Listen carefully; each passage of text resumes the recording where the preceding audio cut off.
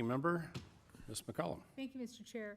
Mr. Secretary, you were very refreshing in your confirmation hearings with what the learning curve you were going to take on. You've been on the job for less than 2 months, and here you are without a full budget in front of us asking a lot of questions. But I'm going to, as a school teacher, I'm going to just press one more time for an answer for the question. We haven't had a two-sub production, I've been told, since before COVID. So you've been out talking to people, looking at the shipyards, looking at workforce. You're doing your due diligence, but we will start marking up a budget in June. So do you have any idea of when maybe you can come before the committee and tell us when we can expect to get back to 2 subs a year?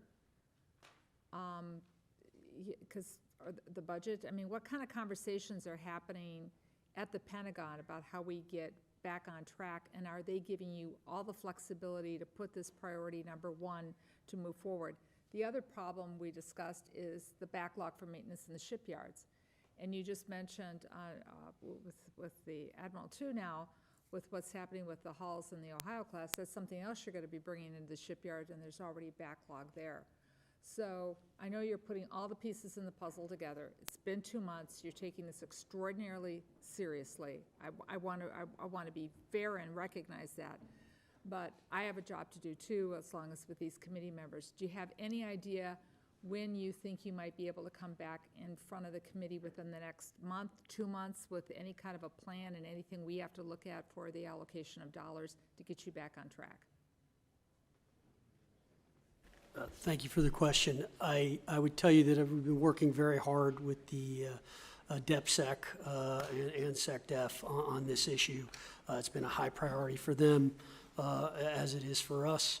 I think that we are trying to attack this problem from a number of different angles to try to figure it out and get a better idea.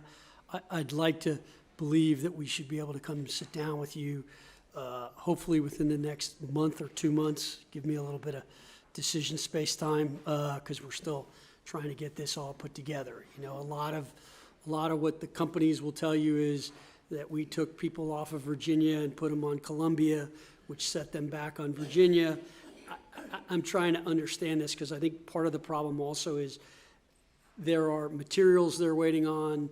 They take workers and shift them from a Columbia to a Virginia, which does not make sense. That is something that does not happen in the Korean shipyards or the Japanese shipyards that I visited. I saw a fair amount of automation at the Korean shipyards that I've not seen in our yards that I think will help things in a big way. And that doesn't, you know, I just think that means less jobs. It actually doesn't. It just means different types of jobs because those machines still need to be watched and kept abreast and what they're doing. So it's a different type of training. As soon as I have an answer, I will come and sit down and give you the honest truth on what I think, what's the best we can do schedule-wise and what we think these are going to be and how quickly we can fix that problem. But it would be, I'm on day 50, so it's a little tough to give you that. I appreciate that because, you know, the president has put forward all kinds of things, you know, top priorities, Sentinel, which is a huge boondoggle cost overrun that this committee's having to deal with, and the concept, as has been described in this hearing room, the concept of what Golden Dome's going to look like. For me, we've got a task in front of us that's not been completed, and for me, that's my first priority, my first mission. So I appreciate that. Along with that, the chairman and I had the opportunity to go to Australia last year with some other committee members. And do you think with the AUKUS that we're going to be able to meet our requirements that are included in that agreement? Is that part of the calculus on how we get back on track? Hey, just maybe a little more, because I've been working this a little bit longer than the Secretary. So we have accepted money from Australia to get to the 0.33 part of 2.33.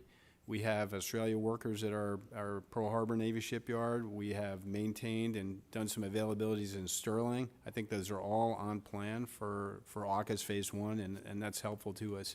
But to your point, man, we have to get to the 2 and then to get to the 2.33. So I think all that in conjunction with each other is what we're going to try to bring to bear, including the investments we supported by you, which we're appreciative of, on both SIB and MIB. I think are key to clutch in, and that dividend will make parts more available, and we'll be able to do our work faster. So it is, Phase 1 is on plan now, and we just need to watch it, because working with two countries, we've come across some things we didn't expect as far as bureaucratic roadblocks to getting workers in certain places. So I think we're on it, we're going to stay with it, and I think it's important for the whole effort.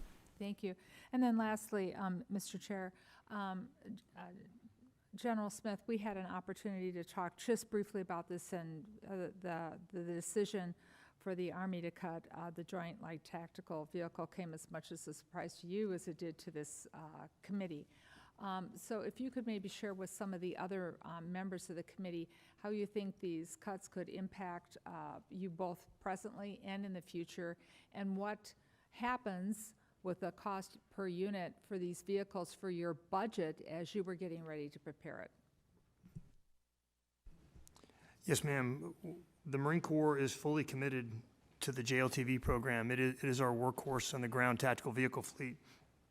It's a little bit too early to assess the impact of the Army stopping their version of the program, but per unit costs are clearly going to go up. The APUC, the average per unit cost, is going to go up when the orders go down, and that's going to negatively impact the Marine Corps' ability to fulfill its ground tactical vehicle mobility strategy, which has me concerned. Well, when you have those numbers, we would appreciate receiving them. Thank you, Mr. Chair. Yes, ma'am. Thank you, gentlelady. I just want to